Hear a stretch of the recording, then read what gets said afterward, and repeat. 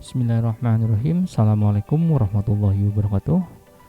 Alhamdulillahirrabbilalamin. Puji dan syukur marilah kita panjatkan pada Allah Subhanahu wa taala, Tuhan yang Maha Esa, bahwasanya pada kesempatan kali ini kita bisa bertemu kembali di mata kuliah arsitektur dan organisasi komputer walaupun dalam masih kondisi daring seperti itu. Jadi masih belum bisa tatap muka.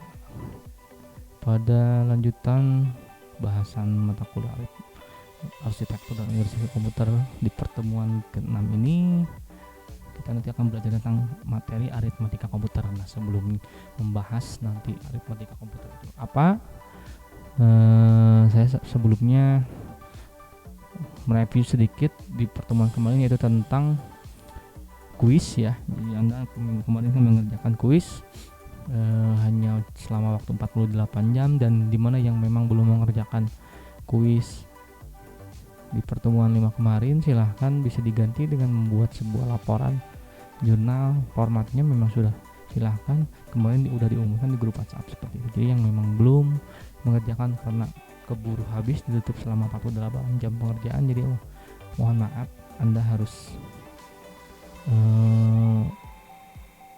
mengganti tugas tersebut dengan tugas yang diumumkan di grup WhatsApp kemarin ya, seperti itu. Nah, di bahasan sekarang itu tentang aritmatika komputer. Jadi di bahasan ini nanti Anda akan belajar konsep perhitungan pada sistem komputer ya. Jadi nanti akan belajar seperti apa sih komputer itu baca hitung-hitungan dalam mengerjakan sebuah perintah-perintah instruksinya.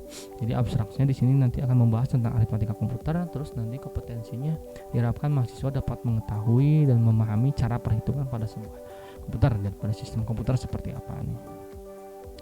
Nah, ini di pendahuluan, aritmatika komputer itu dibentuk dua jenis bilangan ya yang sangat berbeda, yaitu antara integer dan floating point. Jadi di dalam komputer itu ada bilangan yang sifatnya integer, bilangan bulat, dan ada yang floating point atau pecahan. Pada kedua jenis bilangan tersebut, pemilihan representasi merupakan masalah rancangan yang sangat kritis. Jadi kritis nih, menentukan apa itu harus integer dan floatnya. Iya, terus ada aritmatika dan arithmetic logic unit atau ALU ya. ALU ini bagian komputer yang berfungsi membentuk operasi aritmatika dan logika terhadap data. Semua elemen dari sistem komputer, unit, register, memori, input output berfungsi membawa data ke ALU untuk selanjutnya diproses dan kemudian mengambil kembali hasilnya. ALU dan seluruh komponen elektronik pada penggunaan perangkat logik digital sederhana dapat menyimpan digit-digit biner dan membentuk operasi logik boolean sederhana. Nah, itu jadi ALU itu bisa membentuk sebuah operasi yang sederhana, di mana booleannya nanti akan seperti apa. Itu tuh ALU. Nah, ini input dan output dari ALU. Kontrol unit, register menginput, nanti ALU memprosesnya dan nanti disampaikan ke flag dan register. Terus ada representasi integer nih. Data pada komputer menggunakan sistem biner ya. Jadi mempresentasikan data apapun ke dalam 0 dan 1 yang dikenal dengan with binary digit. Komputer itu dia mempresentasikan datanya hanya menggunakan bilangan biner, dia membacanya jadi 0 dan 1 on off atau binary digit, ini bit. Nah, dia tidak membaca perintah yang lain, jadi memang merepresentasikan datanya di ininya menggunakan biner 0 dan 1 itu. Terus representasi nilai tanda nih. Penggunaan unsigned integer tidak cukup, maka bilangan integer negatif dan juga bilangan positif integer digunakan. Nah, itu beberapa konversi lainnya dapat kita gunakan. Ada istilah konversi nanti. Konversi pelakuan terhadap pelakuan terhadap bit yang paling berarti paling kiri di dalam word disebut bit tanda itu. Apabila bit paling kiri sama dengan 0, suatu bilangan adalah positif. Sedangkan bila bit yang paling kiri sama dengan 1, maka bilangan negatif itu. Yang paling kiri ini 0 ya positif, maka yang paling kiri ini sama dengan 1 berarti negatif gitu. Untuk yang paling sederhana yang merepresentasikan bit tanda itu merepresentasi nilai tanda pada sebuah word n bit, n kurangi 1 bit yang kanan menampung nilai integer, misalnya plus 18 sama dengan 0001 0010. Terus min 18 sama dengan 100 10010. Sin magnitud atau nilai tanda. Ini terdapat beberapa kekurangan pada representasi nilai tanda.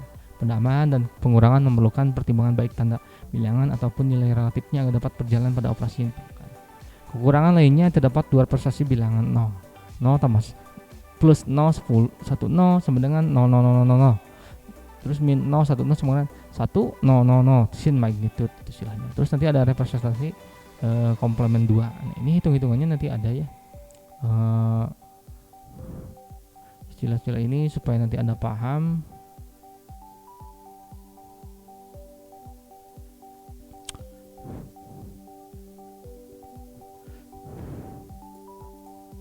Ini dirubahnya gimana Pak? Karena kan komputer itu tadi dia hanya mengambil yang biner, nanti ada yang dirubah ke konversi dari positif kan dikonversikan jadi seperti ini, dan negatif konversikan jadi seperti ini. Dan itu beda.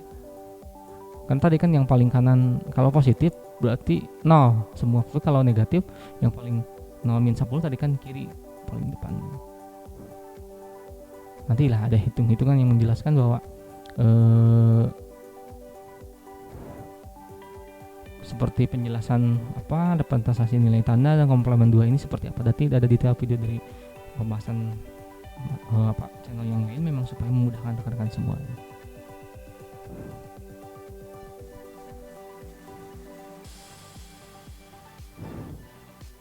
Ya seperti itu.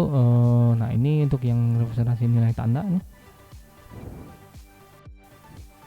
Terus di representasi komplement 2 ini to combine representation, jadi dia mengatasi dua buah kekurangan yang terdapat pada representasi nilai tanda. Ini syaratnya. Penambahan dan pengurangan nilai-nilai tanda sign magnitude tidak mencukupi dan terdapat dua buah representasi bilangan 0. Representasi komplement 2 menggunakan bit yang paling berarti sebagai bit tanda, memudahkannya untuk mengetahui apakah sebuah integer bernilai positif atau negatif gitu ya. Dia mengecek nilai positif atau negatif. Representasi ini berbeda dengan representasi tanda dengan cara mendefinisikan bit lainnya. Representasi komplement 2 akan lebih mudah dimengerti dengan mendefinisikan dalam bentuk jumlah bobot bit, seperti tidak dilakukan di atas pada representasi unsigned magnitude dan signed magnitude. Bilangan 0 akan didefinisikan sebagai positif, sedangkan nilai 0 keseluruhan tanda bit 0 dan nilai keseluruhan 0. Kita dapat melihat bahwa range integer positif yang dapat direpresentasikan yang mulai 0 seluruh magnitude bitnya sama dengan 0 hingga 2n kurang 1 kurang 1. Seluruh magnitude bitnya 1. Bilangan yang lebih besar akan memerlukan bit yang lebih banyak. Sekarang bilangan negatif A, bit tanda an kurangi 1 sama dengan 1.n kurangi 1. Bit sisanya dapat mengambil salah satu dari 2n kurangi 1 nilai. Karena itu range integer negatif dapat direpresentasikan mulai kurangi 1 hingga kurang 2n kurang 1. Hasilnya assignment yang mudah bagi nilai untuk membiarkan bit-bit n1 an kurang 2 akan sama dengan bilangan positif 2n kurang 1 kurang a ya. Nah ini konversi antara bilangan yang bit yang berlainan ini. Kadang-kadang kita mau mengambil sebuah integer n bit dan menyimpan di dalam m bit dengan m lebih dari n. Pada notasi sign magnitude mudah dilaksanakan, cukup memindahkan bit tanda ke posisi terkiri yang baru mengisinya dengan 0. Misalnya plus 18 sama dengan 001 sign magnitude 8 bit. Jadi kenapa kan dari tadi ini nih. Ini kan tuh. Ini digeser karena kan ini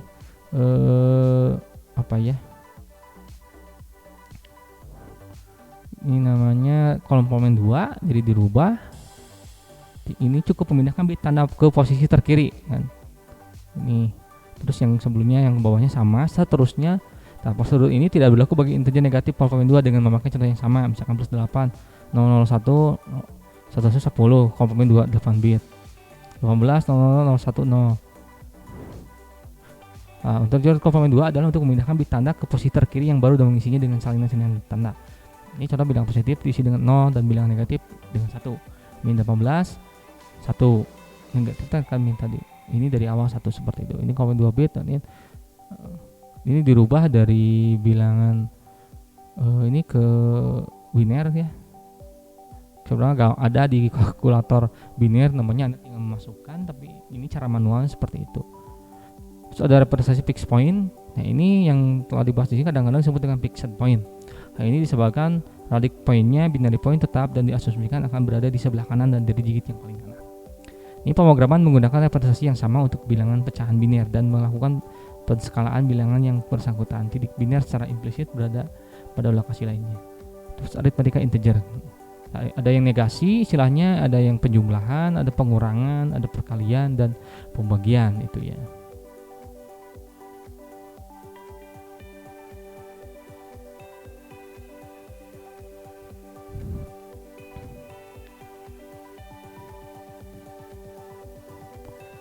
Terus negasi. Negasi adalah teknik untuk mencari nilai negatif dengan cara mengembalikan nilai yang sudah ada di tambah nilai negatif. Contoh, nilai min 10 dapat dicari dengan cara dilakukan dengan pengurangan pergeseran jumlah 1 bit ke depan, yaitu jika nilai desimal bernilai 0, maka didapatkan nilai binarynya 1010. Yang banyak bilangan bit sebanyak 4 bit, sehingga nilai ke depan yang dikurangi adalah 1000 sebanyak 5 bit. Jadi 10 dikurangi 1010 0110. Nah, itu negasi. Dengan cara inverting itu membalikan nilai bilangan yang negatif. Caranya antara lain 10 desimal memiliki nilai bilangan 1010 gitu. Menjumlah 4 bit, maka kita dapat mencari nilai min 0 adalah 100 dibalik menjadi nilai 0101. Ditambah dengan nilai 1 maka didapatkan nilai 0110 gitu. Penjumlahan ini aritmatika jumlah biner yang dilakukan pada ALU sebenarnya adalah menggunakan gerbang logika kombinasional yang disebut dengan adder. Ini contoh kan, ini gambarnya. Kalau Anda yang elektro tahu ini gerbang logika namanya kan, jadi adder ini. Jadi penjumlahan seperti itu cara kerjanya. Terus pengurangan sama dipakai gerbang logika nih. Aritmatika pengurangan biner dilakukan pada ALU sebenarnya adalah menggunakan gerbang logika kombinasional yang disebut dengan subtraktor. Seperti ini gambarannya. Tadi sum carry yang penjumlahan, yang ini selisih dan pinjam. Itu karena kan mengurangi, itu ada selisih dan dipinjamnya nanti apa.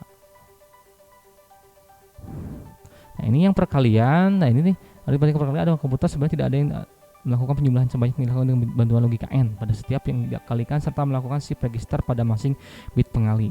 Nah, ini tinggal diikuti, terus ada multiplier nanti dikalikan di jumlahnya 1 seperti ini. Dan seterusnya pembagian Anda tinggal pelajari sendiri, silahkan disesuaikan apa yang menjadi ini. Nanti penjelasan yang lainnya nanti saya ambil dari video yang lain supaya nanti Anda bisa tahu, karena nanti soal yang di tugas di materi ini lebih ke perhitung-hitungan ya, seperti itu ya. Saya pikir silahkan untuk mencari materi yang lainnya atau menambahkan saya dari materi yang lain supaya penjelasannya lebih lengkap, karena ini lebih kalau gerbang logika, jadi menghitung logika dalam komputer ini seperti apa cara kerjanya ya. Saya pikir cukup sekian, terima kasih. Mohon maaf apabila penjelasan terlalu cepat. Nanti akan ada video tambahan dari channel lain supaya lebih membantu pengetahuan Anda di pembahasan aritmatika komputer ya, seperti itu. Cara kerjanya lah minimal kita tahu. Sekian, bila topik video. Assalamualaikum warahmatullahi wabarakatuh.